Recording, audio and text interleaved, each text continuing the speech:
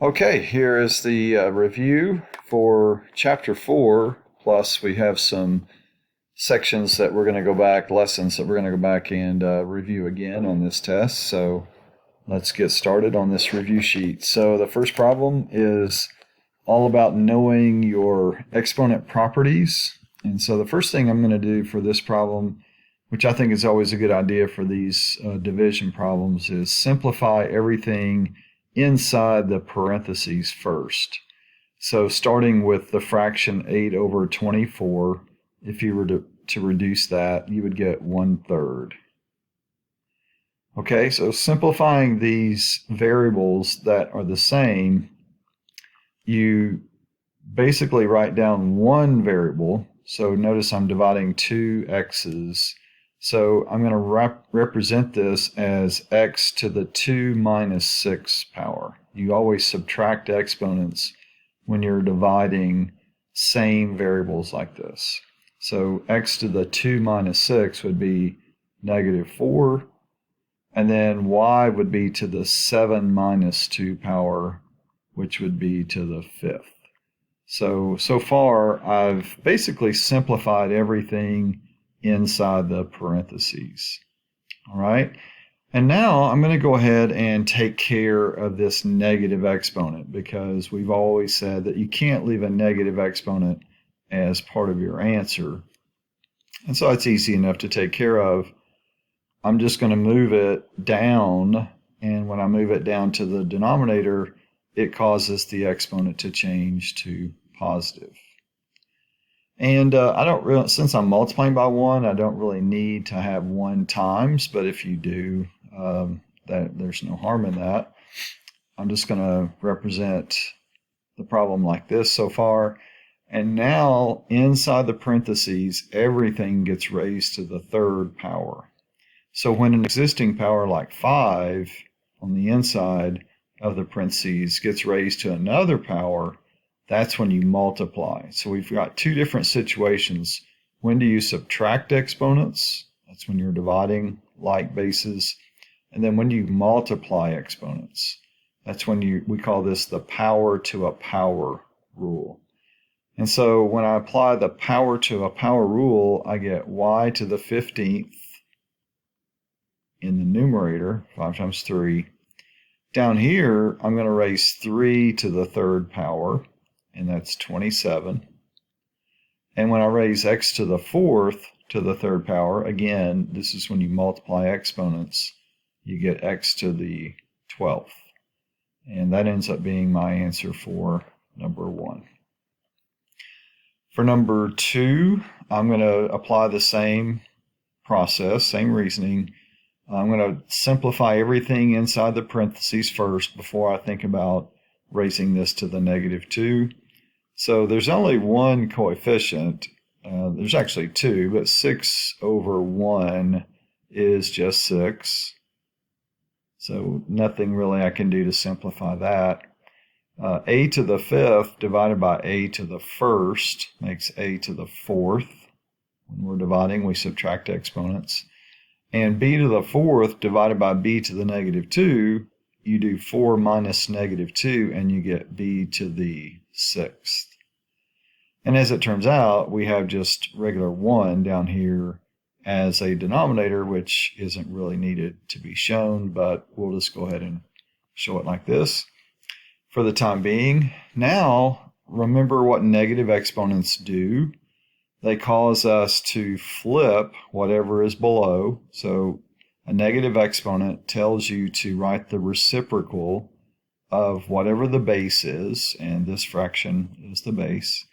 So when I write the reciprocal, I'm doing 1 over 6a to the 4th, b to the 6th. And then after I do the reciprocal, now I can change this to a positive exponent. And now everything in the parentheses needs to be raised to the 2nd power. Well, 1 to the 2nd power is still 1. 6 to the 2nd power is 36. When I raise a power to a power, remember we talked about this a minute ago, we multiply exponents, so that becomes a to the 8th, and b is going to be to the 12th. 6 times 2. And there's my answer for number 2. For number 3, before you multiply, because these are all being multiplied together, but we have to do exponents before we actually multiply these together. So before I do anything, my first move is to raise this product, a times b, to the negative third. So the first part of this, I'm just going to bring down. And then when I raise these to the negative third, it's like a to the negative third, b to the negative third. Okay, now I can multiply. So you multiply coefficients. So 4 gets multiplied times 1, and then we multiply times 1 again. So 4 times 1 makes 4. For variables that are the same, when we're multiplying, we write the variable and then we add exponents. So negative 2 plus negative 3 is negative 5. Okay, so on this test, I'm going to be looking to see if you understand when to subtract exponents, when to multiply exponents, and then when to add exponents. So make sure you're good on all of those rules, as well as how to handle negative exponents.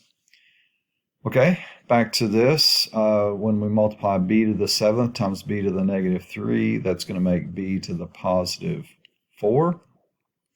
So it looks like we're pretty much done, except we can't leave this in an answer. We can't leave the a to the negative 5. 4 is fine. B to the 4th is fine. It's just this a to the negative 5th needs to be changed. And so to fix that, we're going to say 4b to the 4th stays on top of a fraction, and then a to the positive 5 will be sent down to the bottom, to the denominator. And there's your answer for number 3. For number 4, this is the distributive property, but it's actually going to be done twice. We're going to distribute a first, so it's going to look like this. A times all 3 of these, write down the results, and then we'll come back and we'll distribute 2 times all 3. All right, so let's see what we get when we multiply a times a squared. Again, those are the same base, so we add exponents. So 1 plus 2 makes 3. It's going to be a to the 3rd. All right, here I'm multiplying the coefficients, 3 times 1. And then for the a's, I add the exponents again. So it's going to be a to the 1 plus 1 power. That's 2. And then a times negative 4 makes negative 4a. All right, so now we're going to do the same type of thing, but this time we're going to distribute the 2 to all 3 of these terms. And we'll just keep on going with our problem here. So 2 times a squared, 2 times 3a, and 2 times negative 4. All right, and now we're going to see if we have any like terms that we can combine. So like terms have to have the same variable, and that variable has to have the same exponent for the terms that are the same, that are like. So there are no other a to the 3rd terms, so nothing I can combine with that. There are, however, a couple of a squared terms. Notice I've got 3a squared and 2a squared. When I put those together, I just add the coefficients, 3 plus 2, and that's 5a squared. I've got another pair of like terms with these a's, negative 4a plus 6a. Negative 4 plus 6 is plus 2a. And then finally, I have negative 8.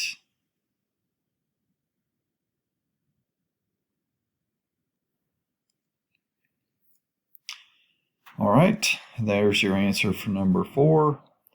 And now my answer for number 5.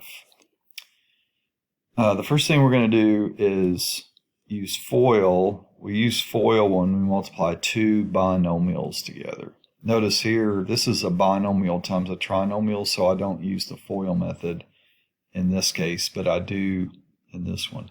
So FOIL, first, outer, inner, last. So the first two multiplied together, a times 2a is 2a squared. The outside multiplied together, a times 3b is plus 3ab. The inside multiplied together, 2a times b is 2ab. And then the last multiplied together, b times 3b is plus 3b squared.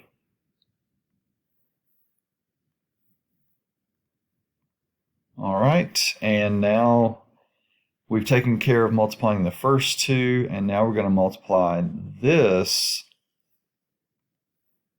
times the remaining binomial 2x minus y. I'm just going to put it here in the front. You could have put it here in the back. Multiplication is commutative, which means you can rearrange the actual factors that you're multiplying, and it will not affect your answer.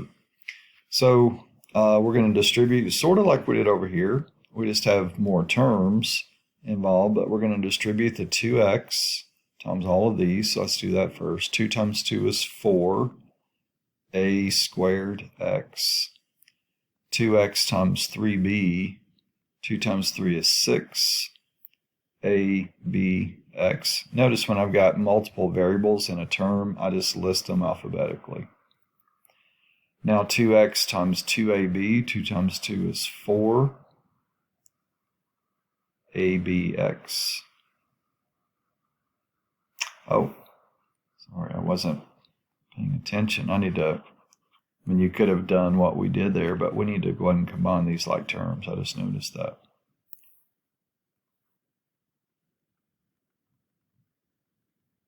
So we should be multiplying by this. 3 plus 2 is 5. AB. Okay, now we'll distribute. You could have done what we were doing before and then combine like terms in the end, but it just saves us the times that we have to actually distribute these terms. So, all right, here we go. 2x times 2a squared, that's 4a squared x. 2 times 5 is 10abx.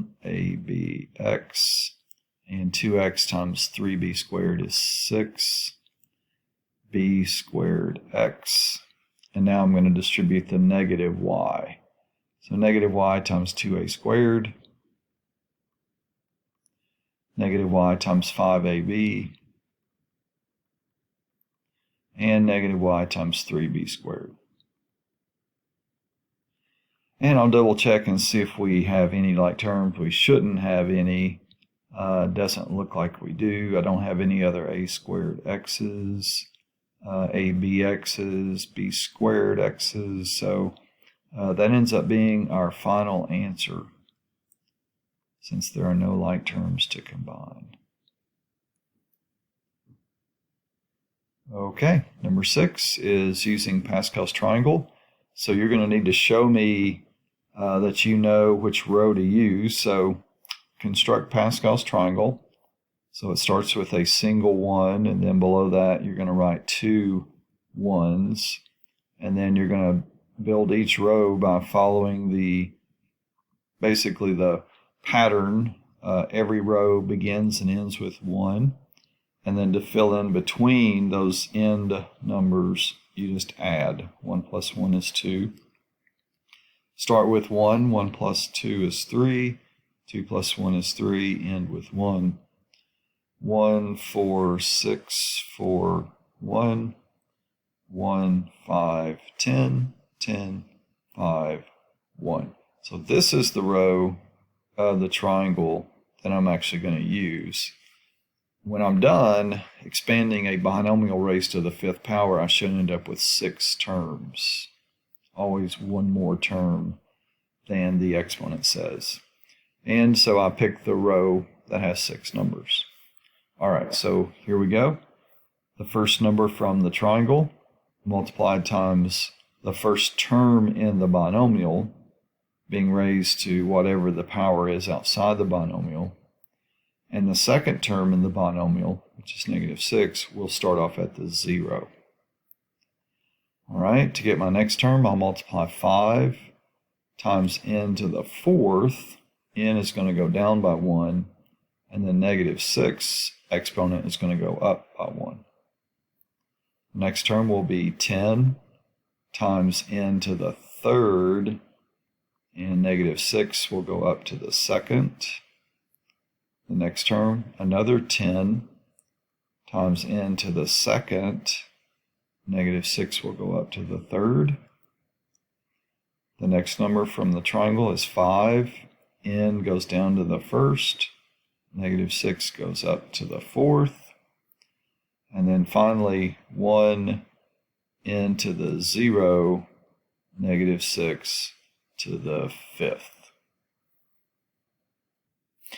Okay, so now we'll come up with our 6 terms, just simplifying each of these little multiplication problems. So this first term will be 1 times n to the 5th times 1, and that's n to the 5th. For the second term, I'm going to do 5 times n to the 4th times -6, -6 to the 1st. So 5 times -6 is -30, and then that's times n to the 4th. For the next term, I'm going to do 10 times n to the 3rd times 36. -6 squared is 36.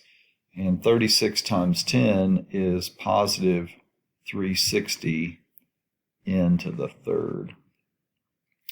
For the fourth term, when I do -6 and raise it to the 3rd power, I should get -216.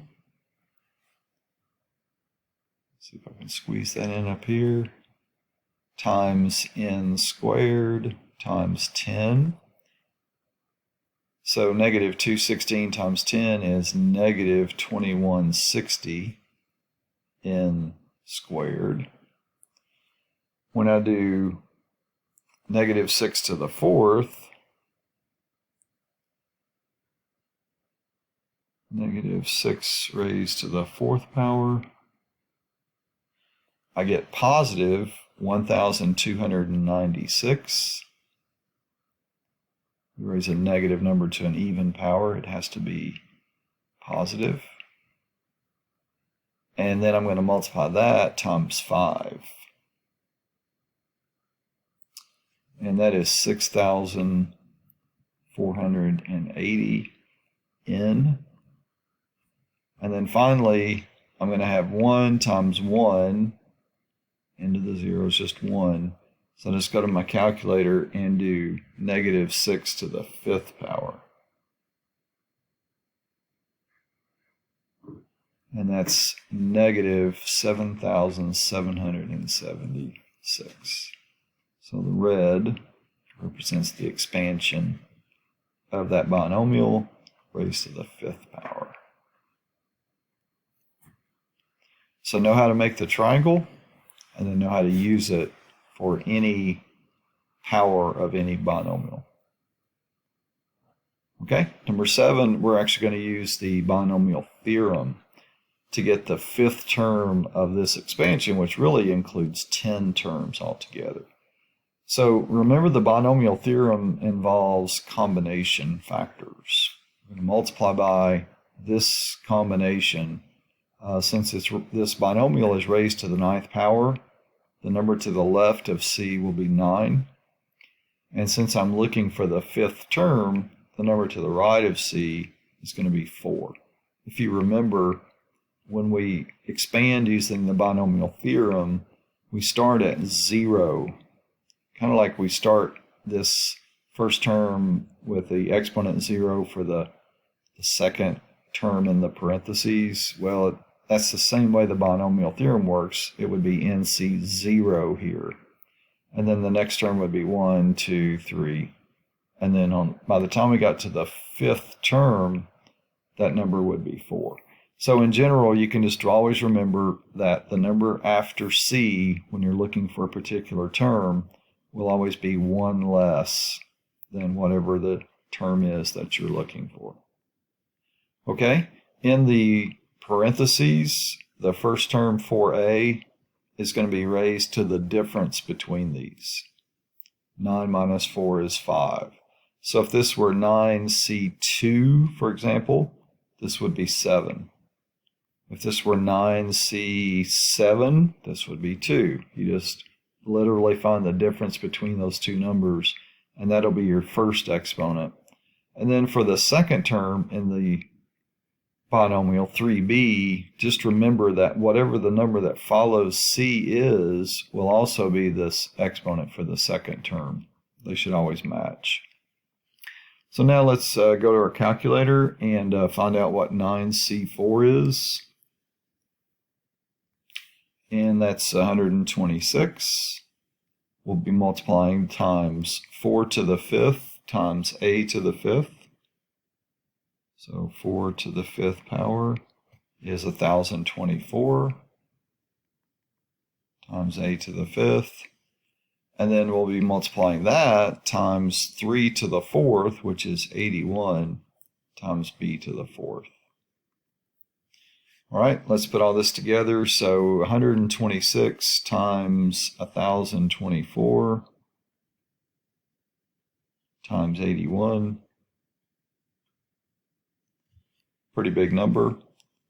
10,450,944. And then our variables are a to the 5th, b to the 4th. So be ready to use the binomial theorem to help you find any particular term that you're being asked to find. We're also going to use the binomial theorem for these probability problems like this, where there are only 2 possibilities for outcomes. In this case, a kicker is either going to make a field goal or he's going to miss a field goal. And there's a certain percentage of each one of those taking place. We're told that he has a 70% likelihood for success. Making a field goal, he makes those 70% of the time, which means you'll need to write down beside that the percentage of if he fails. So if he makes 70%, then he's going to miss 30%.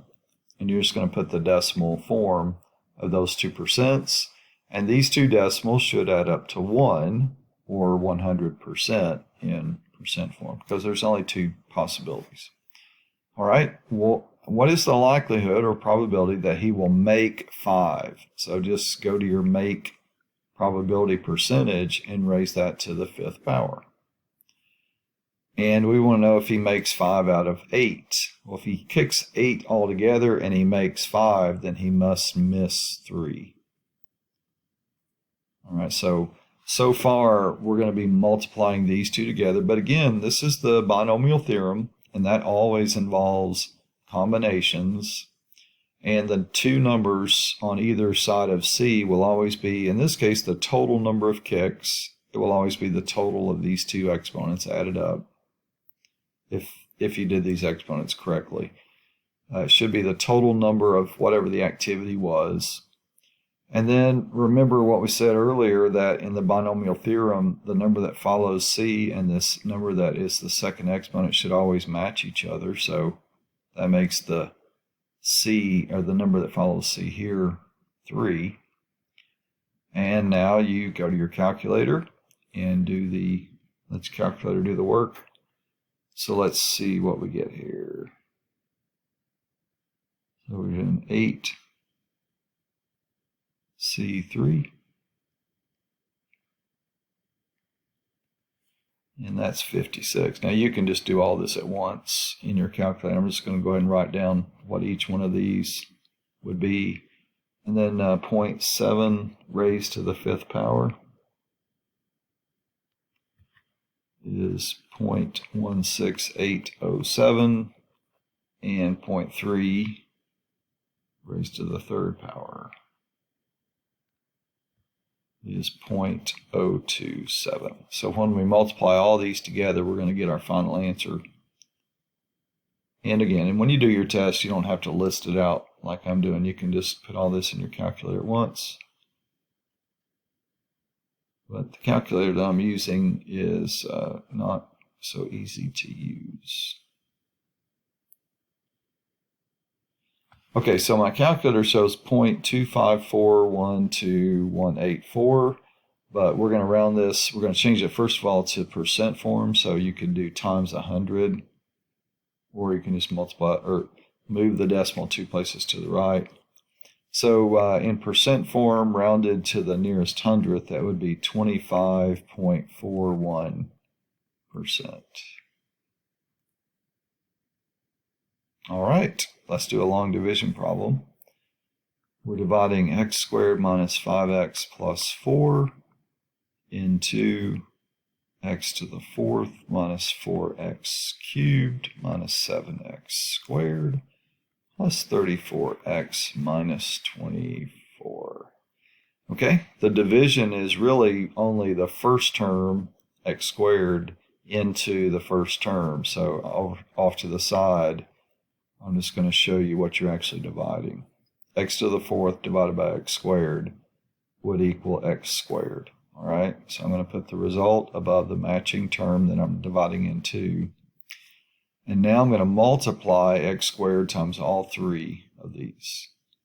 X squared times x squared is x to the fourth. X squared times negative 5x is negative 5x cubed. And x squared times 4 is 4x squared. You always subtract with long division, so the x4s would cancel. Negative 4 plus 5 minus negative 5. Negative 4 plus 5 is 1, x cubed. And negative 7 minus 4 is negative 11, x squared. Now I'm going to divide x squared into x cubed. So it should look like that. And if you, again, follow the rule of division, you subtract the exponents, so that's going to be x to the first, positive. Now multiply x to the first times all three of these. Well, I forgot to bring down the next term. X times x squared is x cubed. X times negative 5x is negative 5x squared. And x times 4 is 4x. Right? Subtract, x cubes cancel, negative 11 plus 5 is negative 6, x squared, 34 minus 4 is 30x, and bring down the next term. And this time we're going to be dividing x squared into negative 6x squared. And the x squares cancel, and that's negative 6. Negative 6 now will be multiplied by all three. Negative 6 times x squared. Negative 6 times negative 5x. And negative 6 times 4. And now when you do this subtraction, you get a 0 remainder. And there is your answer to the long division problem. And now let's do a synthetic division problem. So we're dividing by 8 plus 2, so that means in the house I'm going to put negative 2. To the right, I'm going to list out 4. I don't have an a to the third, so 0 goes in that spot. Then I'm going to put 2. I'm going to put negative 4 and positive 12. So a to the fourth, a to the third, a to the second, a to the first, constant. Leave a space. Draw your line, bring down the first number. 4 times negative 2 is negative 8. Add. You always add with synthetic division. Negative 8 times negative 2 is 16. That makes 18. 18 times negative 2 is negative 36. It's negative 40. And negative 40 times negative 2 is 80. And that makes 92. So these, since I divided into a to the fourth, this has to go in front of a to the third. Your answer should be 1 degree less than what you divided into. So 4a to the third minus 8a squared plus 18 has to go in front of a to the first. Negative 40 has to be a constant. And then 92 is the remainder. So plus 92 over what I divided by, which is a plus 2. Okay, we're now to number 11, and this is a fundamental counting principle problem. I know that because I'm told that these bicycles really have different categories of features. There's really 3 different features. There's speed, color, and size. And so the fundamental counting principle says you just count up those total category, the total of each. So there's 2 speeds, there's 5 colors, and there's 4 sizes. And you just very simply multiply all those together. 2 times 5 times 4. So there's 40 different types of bikes. You just add up all the total number within each category and then multiply those numbers together, and you got it. Number 12, we have a health food store that has total of 10 toppings for yogurt. And notice what they want us to find. How many different 3-topping yogurt sundaes can be formed, assuming no topping is used twice? Well, nothing is said about arranging the toppings, listing the toppings in a certain order. That's what permutations are all about. Permutations are all about how many different ways can we arrange things or list things, prioritize things. All we want to know here, it doesn't matter what order the toppings are in. We just want to know how many different 3-topping sundaes we can make out of 10. How many small groups can be made out of a bigger group. So this is a combination problem. So on the left of C, you'll always have the total number that you have to choose from, which in this case is 10. And on the right, it's how many make up the smaller group. In that case, this is 3. The big number is always on the left. All right, so now you just go to your calculator, and you should know it's under the PRB button, and you calculate 10C3.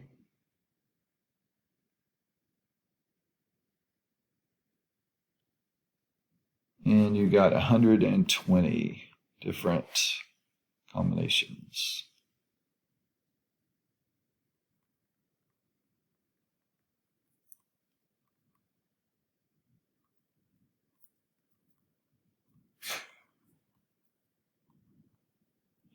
Okay, well, in number 13, see the difference. How many ways can a president, vice president, secretary, and treasurer? A giveaway for a permutation is we have these people, and you can't have more than one president. There's only one person that can fill this role. And if he fills this role, then you've got 3 more possibilities for filling this role, but only one person can fill each one of these roles.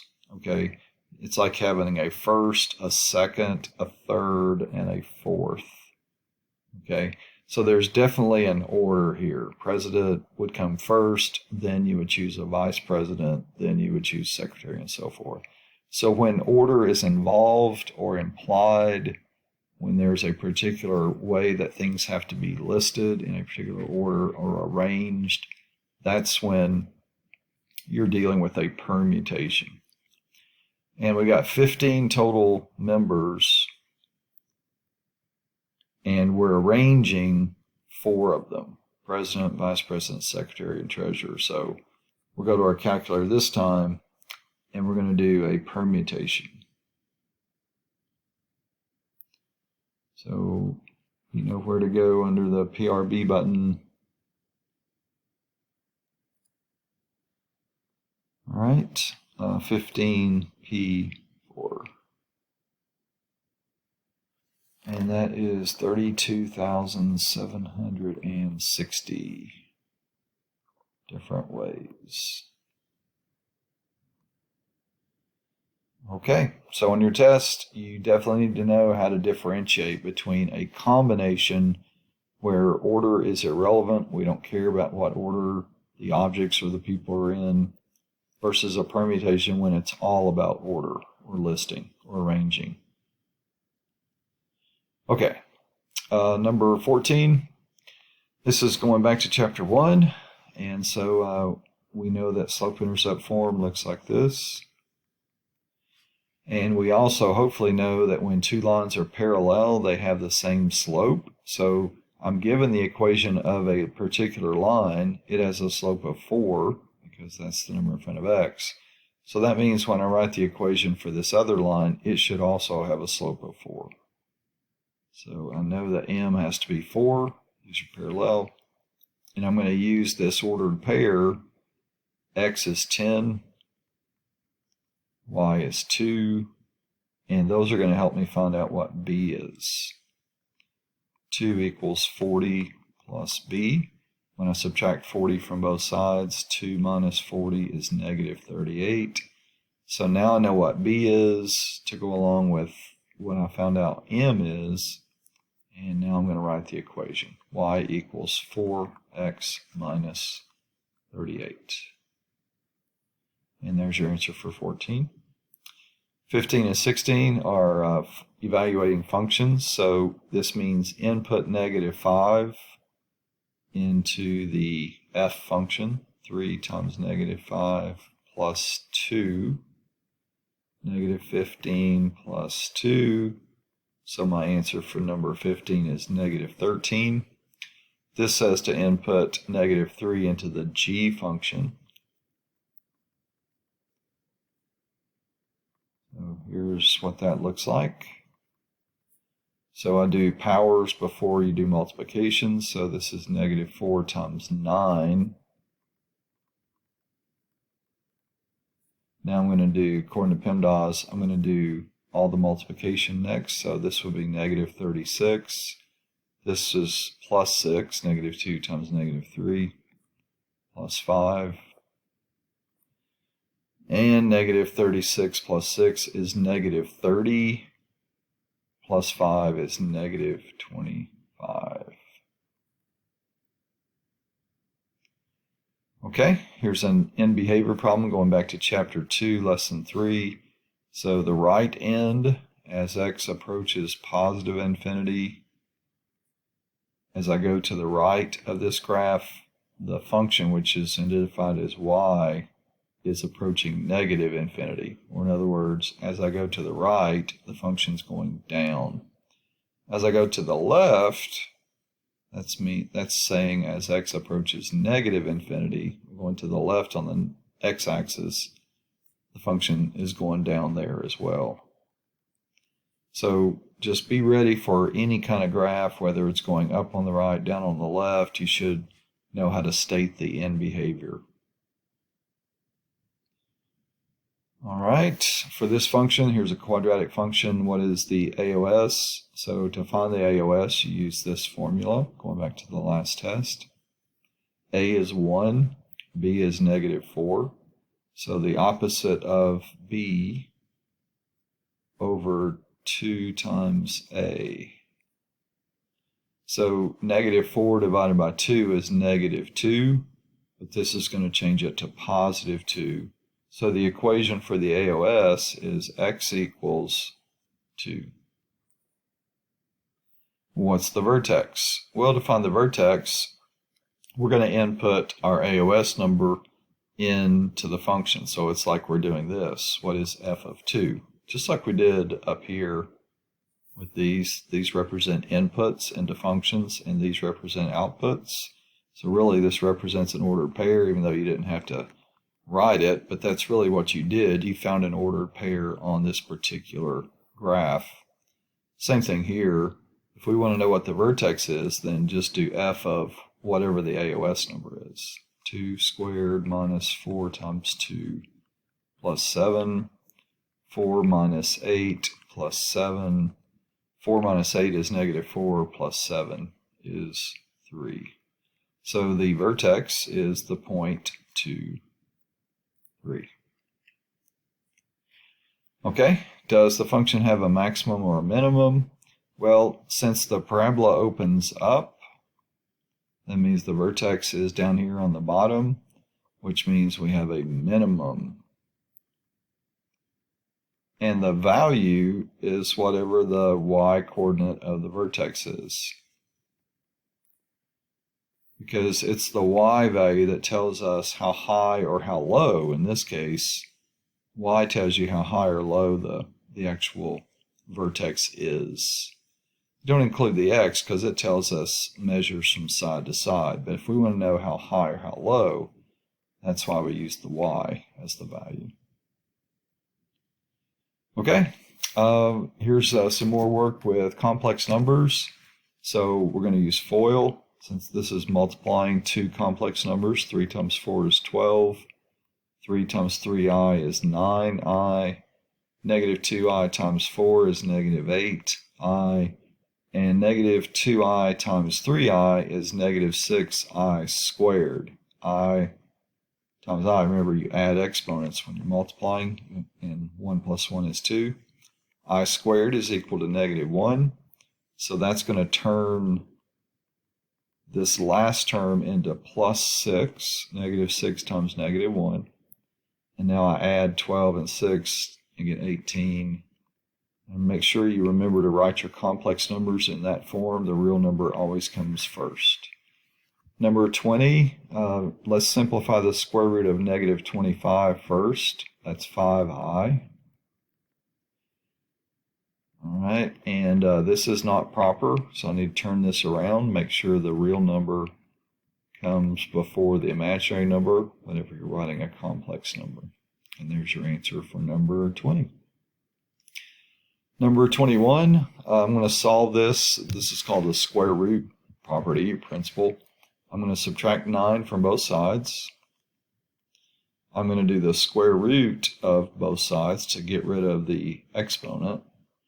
And when I do the square root of both sides, I have to include plus minus because some of you are forgetting I'm supposed to come up with two answers here. And without plus minus, I'm only going to come up with one. So the square root of negative 9 is 3i. So my two answers here are positive 3i and negative 3i. This one, I'm going to use the box method to solve by factoring. So put the first and the last terms across from each other, multiply those together, and then find the factors of negative 12x squared that add up to 4x. So that would be 6x and negative 2x. And then just fill in the other two squares, doesn't matter what order they go in. Find the GCFs. This would be 3x, and this would be negative 2. This would be x, and this would be positive 2. So the factoring would be 3x minus 2x plus 2. And just double check that and make sure that looks good. And now we haven't solved anything yet, so then take each of your factors and treat them like two separate equations equal to 0. And this will give you the solutions. So one of my solutions is x is 2/3, and the other one is x is negative 2. All right, this is the last one, the discriminant. To find the discriminant, you use only this part of the quadratic formula. So a is 2, b is negative 3, c is negative 4. B squared would be 9 minus 4 times 2 times negative 4. 9 minus, so multiply all those together. 8 times negative 4 is negative, 32. I'm sorry. 8 times negative 4 is negative 32. And so 9 minus negative 32 is 41. So that's the answer for part A. How many x-intercepts are on the graph? Well, remember what this means. If the discriminant's positive, you have two real number roots or solutions. Well, the way that translates into how many x-intercepts, if there are two real number roots, then there are two x-intercepts. If there were no real number roots, which means the discriminant would have to be negative, there would be no x-intercepts.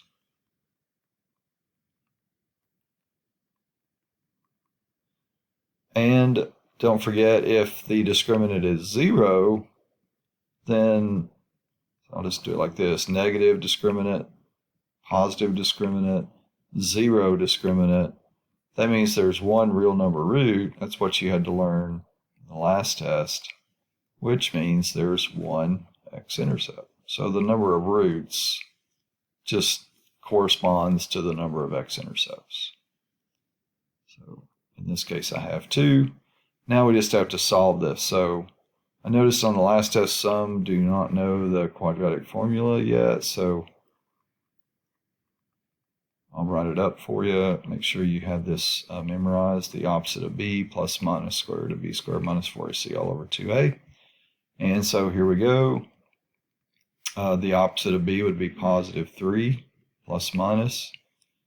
Negative 3 squared is 9 minus, well, we don't have to actually do that again. We've already found the discriminant, so let's not do double work. It's going to be 41 all over 2 times a. And I can't simplify the square root of 41. Nothing reduces since I can't simplify the square root of 41. And I want you to leave your answer exact, simplified radical form, reduced fraction. So that really is it. That's as far as we can go with that particular answer. So that's the answer for 23, and that is the end of your review. So I hope that helps as you prepare for this test. And if you have any questions at all, feel free to reach out to me, and I will see you next time.